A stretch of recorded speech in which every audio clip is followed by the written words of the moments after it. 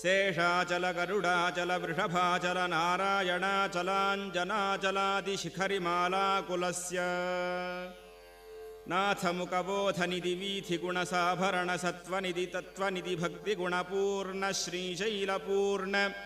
गुणवशं वद परमपुरुषकृपापूरविभ्रमदतुङ्गशृङ्गगलद्गगनगङ्गासमालिङ्गितस्य